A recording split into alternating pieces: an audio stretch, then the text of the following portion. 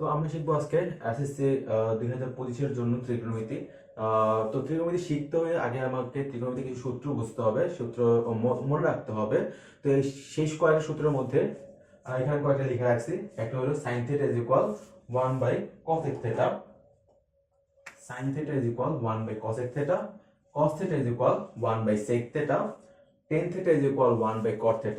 এখন এই তিনটা যদি আমি মনে রাখতে পারি, sin θ কি 1 by cosec θ, তাহলে কি আমি যদি cosec θ কে উল্টায়া দিই তাহলে কি লিখতে পারি cosec θ is equal, এই ক্ষেত্রে যদি আমি cosec θ উল্টায়া যায় সিমিলারলি আমার sin θ উল্টায়া যাবে, তাহলে কি 1 by sin θ হবে, cosec θ is equal 1 by sin θ। sec θ is equal cos θ সমান কি 1 by sec θ ছিল, তাহলে sec θ সমান 1 by cos θ। That's mean sec cos এর উল্টা, cos sec এর উল্টা আবার sec cos এর উল্টা। Similarly tan θ is equal 1 by cot θ ছিল, তো cot θ সমান কি আসবে 1 by tan θ। এছাড়া আরো দুটো সূত্র আছে tan এর আর cot এর। দেখুন tan এরটা মনে রাখবে cot টা হয়ে যায়, তো tan θ সমান sin θ by cos θ। তো cot θ সমান কি আসবে, অবশ্যই তোমরা গেস করতে পারতেছো, cos θ সমান আসবে cos θ by sin θ। That's mean just tan এ যা ছিল তার উল্টা হয়ে গেছে cot। সিমিলার তাহলে কার কে উল্টা, sin cosec এর উল্টা, cos sec এর উল্টা, আর tan cot এর উল্টা। এখন আমরা শিখব পিথাগোরাসের ফর্মুলা। তো পিথাগোরাসের ফর্মুলা বুঝতে হলে আমাকে আগে বুঝতে হবে পিথাগোরাসের ফর্মুলা কোথায় অ্যাপ্লাই করা হয়। পিথাগোরাসের ফর্মুলা অ্যাপ্লাই করা সমকোণী ত্রিভুজের উপর। এখন সমকোণী ত্রিভুজটা কি? সমকোণী ত্রিভুজটা হলো যেই ত্রিভুজের একটি কোণ সমকোণ, সমকোণ মিন্স 90 ডিগ্রি, যেই ত্রিভুজের একটি কোণ সমকোণ বা 90 ডিগ্রি সেই ত্রিভুজকে বলতে হয় সমকোণী ত্রিভুজ। এখন সমকোণী ত্রিভুজের আমি এখানে মনে করলাম এবিসি একটি সমকোণী ত্রিভুজ যার বি কোণটা সমকোণ। তাহলে এখানে অতিভুজ কোণটা, এখানে অতিভুজটা হইলো এই বাহুটাকে অতিভুজ বলতেছে, কারণ সমকোণের বিপরীত বাহুকে অতিভুজ বলে। তো আমি এইভাবে মনে রাখতে পারি সমকোণের বিপরীত বাহুকে বাহু হলো অতিভুজ।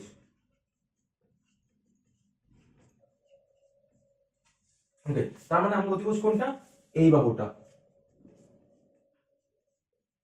এটা হলো আমার এসি বাহুটা হলো আমার অতিভুজ।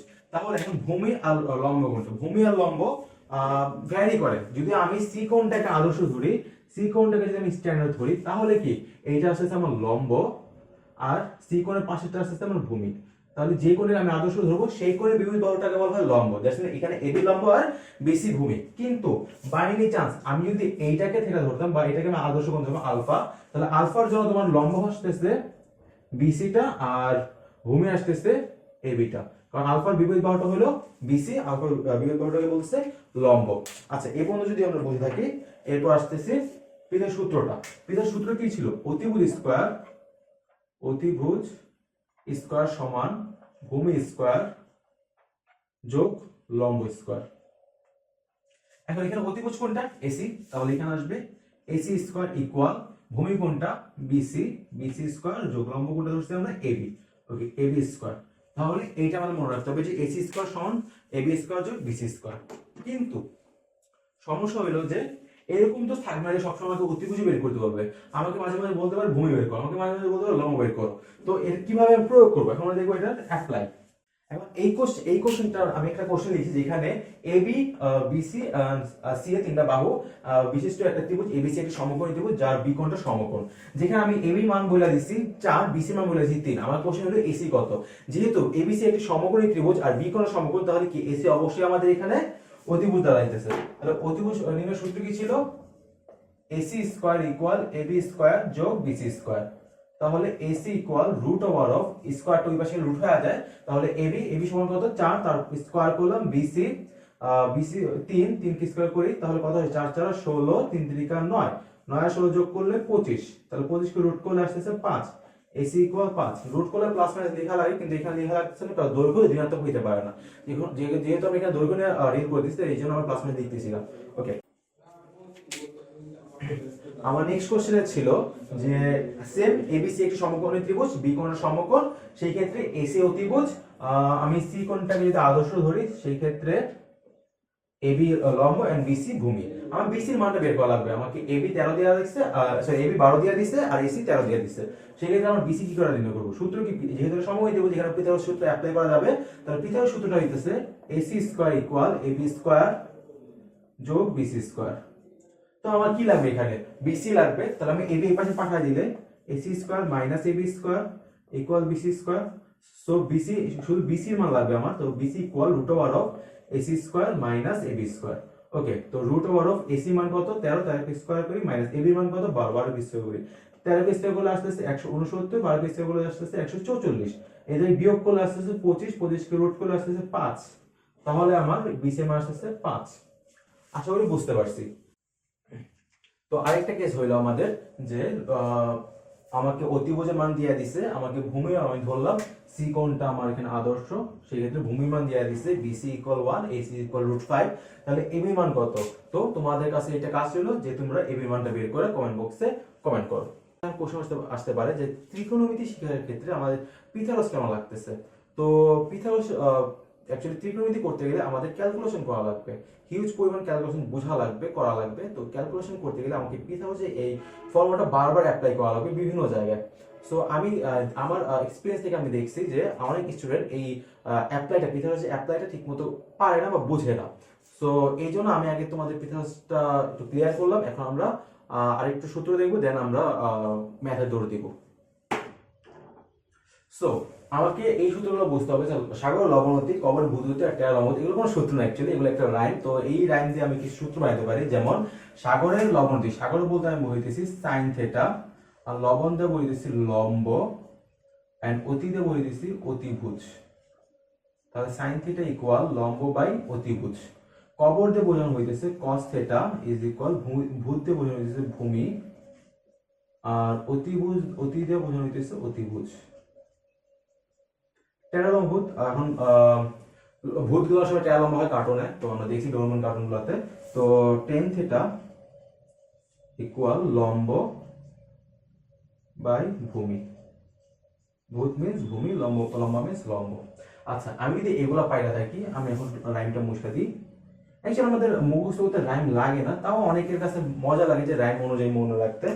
প্রথম প্রথম যারা শিখে তারা রাইম দিয়ে মনে রাখে, পরে আস্তে আস্তে ইউজ টু হয়ে যায় সূত্রগুলো, দেন রাইমগুলোই আমাদের কাছে বার্ডেন মনে হয়। আচ্ছা, সাইন থিটা সমান কার উল্টা ছিল? সাইন থিটা উল্টা ছিল কসেক থিটার।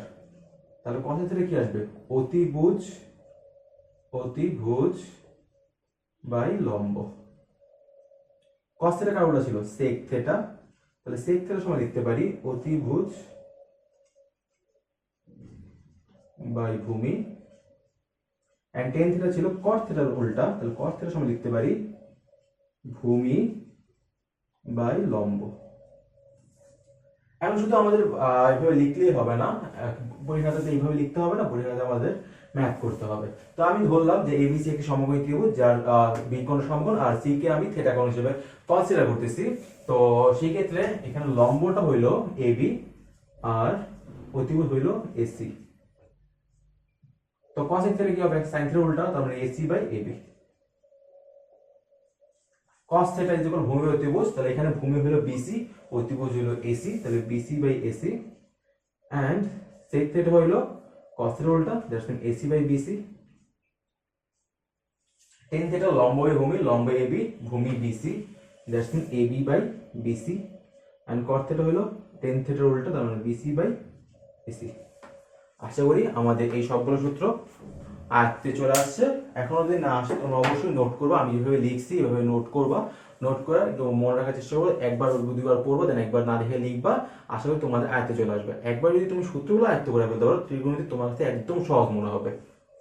তো এইখানে দেখতেছি আমরা যে sin square theta plus cos square theta is equal 1, sec square theta minus tan square theta equal 1, at the same time আমরা দেখতেছি cos square theta minus cot square theta is equal 1। তো এই তিনটা ফর্মুলা আমাদের মনে রাখা লাগবে, and অবশ্যই মুখস্থই করা লাগবে অ্যাকচুয়ালি, কারণ এইগুলো এই তিনটা জিনিস আমাদের ঠিকমতো মনে না থাকে, আমরা পরবর্তীতে ম্যাথ করতে গেলে অনেক ঝামেলা পোহাইতে হবে। তো এই তিনটাই যে আমার মনে রাখা লাগবে এরকম কথা নাই, এই তিনটা মানে একদম মুখস্থ করা লাগবে, একদম টানা মুখস্থ। এন্ড এই তিনটা থেকে আমরা লিখতে পারি যে প্রথমটা থেকে যদি আমি দেখি যে sin square theta plus cos square theta যেহেতু 1 ছিল, তো আমি যদি এইটাকে এই পাশে পাঠিয়ে দিই তাহলে sin square theta that's mean 1 minus cos square theta. তার মানে কি আমি যদি cos স্কয়ার থিটা ওই পাশে ডান পাশে পাঠিয়ে দিই তো এটা আসলে sin square is equal 1 minus cos square theta.